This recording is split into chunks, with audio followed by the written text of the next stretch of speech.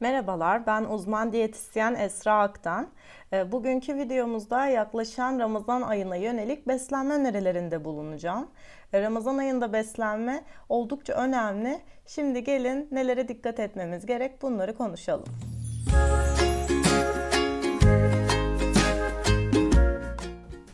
Ramazan'da dengeli beslenmenin önemi, beslenme düzenimiz tam anlamıyla değişiyor. Hem saat olarak hem içeriğindeki değişiklikler gün içerisindeki enerji durumumuzu değiştirebilmekte. Özellikle gün içerisinde daha az enerji almamız, yetersiz su tüketmemiz, ellerde uyuşukluk, halsizlik, yorgunluk, baş ağrısı gibi bazı durumlara neden olabilmekte. Aynı zamanda kan şekerindeki düşüklük, tansiyon düşüklüğü gibi bazı sağlık sorunlarına neden olabilir. Bu noktada öğünlerin dengeli olması çok önemli. Diğer yandan öğün dağılımı da önemli. Özellikle sahur öğünü burada bizim için oldukça önemli. Yeterli su tüketmeye dikkat etmek Ramazan ayında gün içerisindeki zindeliğinizi arttıracaktır. Bu açıdan birçok önemli noktalara sahip. Öğün dağılımını sağlayarak, günlük enerji düzeyini karşılayarak, makro mikro enerji besin gruplarını alarak Ramazan ayında dengeli ve sağlıklı beslenmeye devam etmeliyiz. Ramazan'da beslenmede nelere dikkat edilmelidir? Sağlıklı bir şekilde beslenme düzeninin yürütülmesinde Ramazan ayında beslenmede özellikle öğün sayısını artırmak oldukça önemli. Bu noktada sahur öğünü ve iftar sonrası yapılacak bir ara öğün oldukça kıymetlidir. Çünkü bu şekilde günlük almamız gereken tüm besin öğelerini ve almamız gereken enerjiyi karşılayabiliriz. Aynı zamanda metabolizmanın sağlığı için de fayda görebiliriz. Olası sindirim problemlerinin de önüne geçmiş oluruz. Bu noktada Ramazan'da mutlaka sahur öğünü yapmalısınız. Özellikle sahurda ve iftarda tokluk sağlayacak besin gruplarına yer vermelisiniz. Yeterli miktarda protein alımına ve lif alımına dikkat etmelisiniz. İftarda ve sahurda hazımsızlığı zorlayacak yağlı besinlerden tüketmemelisiniz. Şekerli, hamur işlerinden uzak durmalısınız. Gün içerisinde yeterli miktarda sıvı aldığınıza dikkat etmelisiniz. İftar ve sahur arası yapılacak bir ara öğün gün içerisinde almanız gereken besinlerin dengeli bir şekilde alımını destekleyecektir. Porsiyon dağılımının yapılması, yeme hızlarının dikkat edilmesi sizin sağlıklı bir şekilde beslenmeye devam etmenize fayda sağlayacaktır. Bu şekilde gün içerisinde tüm makro besin öğelerinin yeterli bir şekilde alındığı, hızlı bir şekilde besinlerin tüketilmediği bir beslenme planı uygulamalısınız. Sahurda ne yemeliyiz? Sağlıklı ve dirayetli bir şekilde oruç tutabilmek adına sahur yapmak oldukça önemli. Sahurda hafif, aynı zamanda doyurucu besinlere yer vermeliyiz. Yeterli miktarda protein alımı, aynı zamanda dengeli karbonhidrat ve yağ alımı sahur için oldukça önemli. Çünkü bu sizin gün içerisinde zindeliğinizi sağlayacaktır. Aynı zamanda sahur yaptıktan sonra hemen yatmak hazımsızlığa neden olabilir. Bu noktada bu öğünün içeriğinin daha hafif olması bizim için önemli. Özellikle sahurda tuzlu, baharatlı, yağlı, kızartılmış besinlere yer vermemeliyiz. Daha çok içeriğinde kahvaltıda yer alan besinlere yer verebiliriz. Bu bizim hazım açısından daha kıymetli, daha faydalı olacaktır. Özellikle protein içeren besinlere yer vermeliyiz. Örneğin lor peyniri, yoğurt, kefir gibi kahvaltılıklara yer verebiliriz. Aynı zamanda lifli besinler de oldukça doyurucu. Lif açısından zengin sebzelere yer verebiliriz. Kahvaltı salataları oluşturabiliriz veya sebze yemekleri yapabiliriz. Bu öğün için faydalı olabilecektir. Aynı zamanda yağlı tohumlar da hem doyurucu hem de vitaminler açısından zengin. Bu öğünde ceviz, badem gibi özellikle kavrulmamış olanları tercih ederek yağlı tohumlara da yer verebiliriz. En önemli noktalardan biri de su tüketimi. En azından 2-3 bardak kadar su tüketmek bizim için fayda sağlayacaktır. Bu şekilde dengeli bir sahur öğünü yaparak hem orucunuzu daha rahat tutabileceksiniz hem de gün içerisinde enerji düzeyiniz daha geç bir şekilde düşecektir. Bunlara dikkat edebiliriz. İftarda ne yemeliyiz? Uzun bir açlıktan sonra yaptığımız iftar öğününün dengeli, porsiyon kontrolü yapılmış bir şekilde olması oldukça önemlidir. Aynı zamanda yaşanabilecek olası hazımsızlık, mide krampları gibi sorunları engellemek açısından iftar öğününü yaparken hızlı yememelisiniz. Lokmalarınızı iyice çiğnedikten sonra yutmanızda fayda var. İftar öğününüzü suyla birlikte başlattıktan sonra bir çorba veya kahvaltılık bir şey atıştırdıktan sonra bir müddet bekleyin. 5-10 dakika bekledikten sonra ana yemeğinize o şekilde geçebilirsiniz.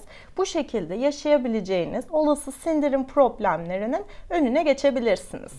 Toplumumuzda iftar yemekleri genellikle çok çeşitli yemeklerden ve özellikle kalori açısından zengin besinlerden oluşuyor. Siz de kendi porsiyon kontrolünüzü sağlamalısınız.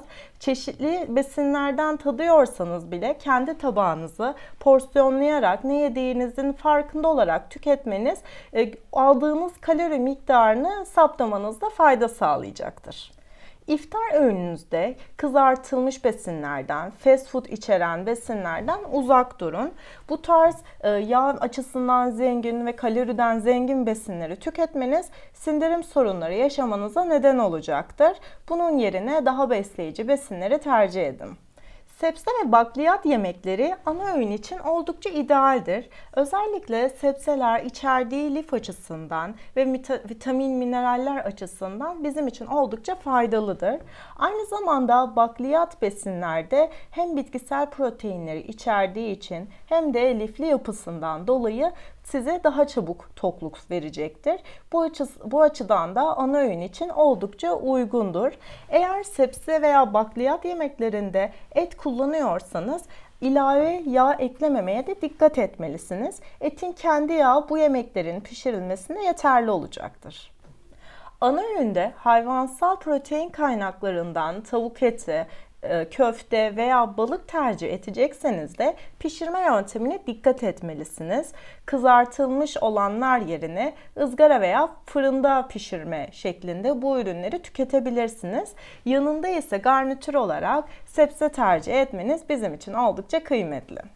Günlük besin öğelerinin karşılanması adına ana yemek yanında tüketeceğimiz salatalar, yoğurt veya cacık da bizim için oldukça kıymetli. Bunları da porsiyon miktarına dikkat ederek tüketebilirsiniz.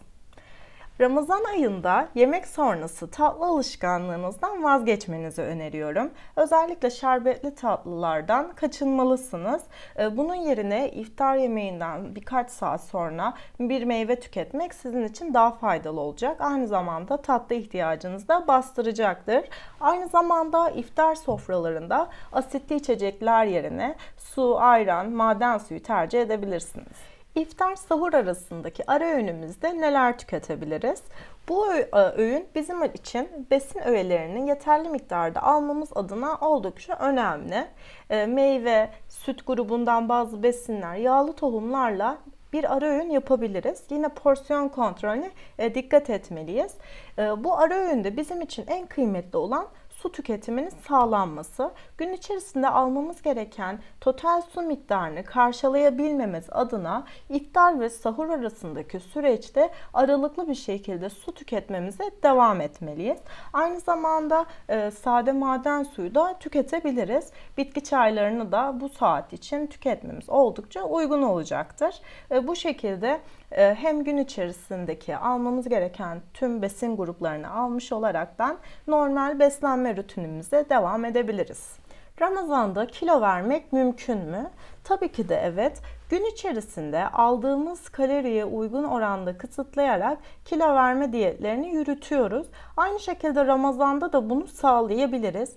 İftar, sahur öğünlerinde yaptığımız ara öğünlerde porsiyon kontrolünü sağlayarak yeterli miktarda protein, lif alımını ve su tüketimini sağlayarak Ramazan ayında da kilo vermeye devam edebilirsiniz. Burada dikkat etmemiz gereken nokta öğünlerimizi yeterli miktarda, yeterli porsiyonlarda tükettikten sonra yeme hızımızı da ayarlayarak gün içerisinde almamız gereken besinlerin kontrolünü sağlamak olacaktır. Bu açıdan sahur öğününü yapmak oldukça kıymetli.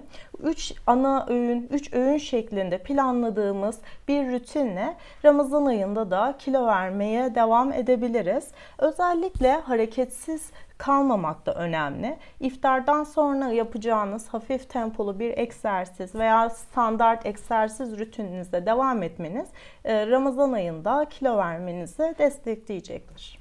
Ramazan süresince öğünlerinizde size tavsiye edeceğim en kıymetli 7 besinden bahsetmek istiyorum. Önceliğimiz tabii ki de yumurtada. Çünkü yumurta en kaliteli proteine sahip besin. Yumurtayı hem sahurda hem iftarda tüketebilirsiniz.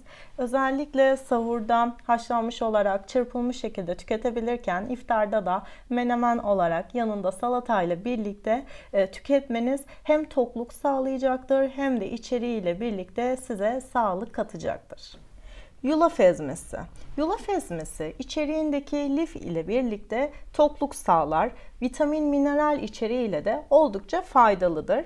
Sahur için oldukça pratik bir seçenek olacaktır. Çünkü önceden hazırlayacağınız bitkisel bir sütle birlikte hazırlayabileceğiniz smoothie veya yulaf lapası sahurda size hem pratiklik katacaktır hem de gün içerisinde tokluk sağlayacaktır.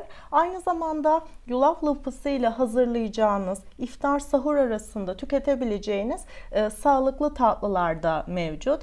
Bu şekilde gün içerisinde hem tokluğunuzu sağlamış olacaksınız hem de oldukça lezzetli seçenekler olacak, tüketebileceksiniz. Sebzeler ve meyveler. Sebzeler ve meyveler bizim için vitamin ve mineral içeriğiyle çok kıymetli. Mevsiminde tükettiğimiz sebzeler ve meyveler gün içerisinde sağlıklı bir şekilde hem de su miktarınızı, vücudun su miktarını dengeleyecektir. Çünkü sebzeler ve meyveler su içeriği açısından oldukça zengindir. Sahurda veya iftarda hazırlayacağınız çeşitli sebzelerle büyük salata kaseleri sizin hem vücudunuzu dengeleyecek hem de kısa sürede tokluk sağlayacak. Hem sahurda hem iftarda bol yeşillikli, bol renkli salatalar hazırlayabilirsiniz. Bu şekilde hem çokça vitamin, mineral almış olacak hem de tokluk sağlayacaksınız. Yağlı tohumlar. Yağlı tohumlular içeriğindeki sağlıklı yağlarla uzun süre tokluk sağlar. Sahurda, iftarda yağlı tohumları tüketmek sizin için oldukça faydalıdır. Burada dikkat etmeniz gereken nokta çiğ olanlardan tüketmeniz gerekliliğidir. Kavrulmamış olanları tercih etmelisiniz. Aynı zamanda şekersiz fıstık ezmesi gibi alternatiflerle iftar sahur arasındaki ara öğünde tüketebilirsiniz. Bu şekilde oldukça fayda görürsünüz. Lor peyniri. Whey proteini açısından zengin olan lor peyniri uzun süre tokluk sağlar. Hem sahurda hem iftarda tüketebilirsiniz.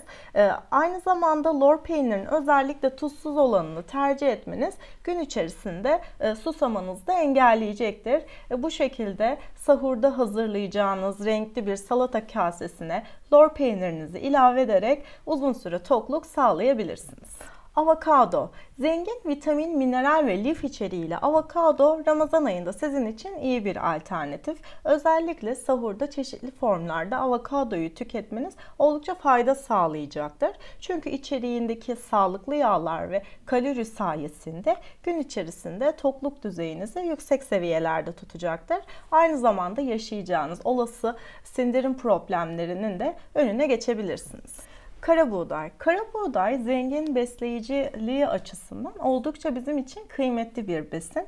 Aynı zamanda içerisindeki lif sayesinde de tok tutuculuğu yüksek bir besin. Sahurda oldukça kıymetli bizim için bu açıdan. Lapasını yapabilirsiniz su ve bitkisel kaynaklı süt kullanarak veya kara buğday patlağını ekmek alternatifi olarak kullanabilirsiniz. Bu şekilde gün içerisinde de tokluk düzeyiniz zirvede kalacaktır. Bugün Ramazan ayında beslenmeyi detaylıca inceledik. Siz de aklınıza takılan soruları yorumlarda bırakabilirsiniz. Ramazan ayında diyete başlamayı planlıyorsanız da benimle iletişime geçebilirsiniz. Diğer videolarda görüşmek üzere.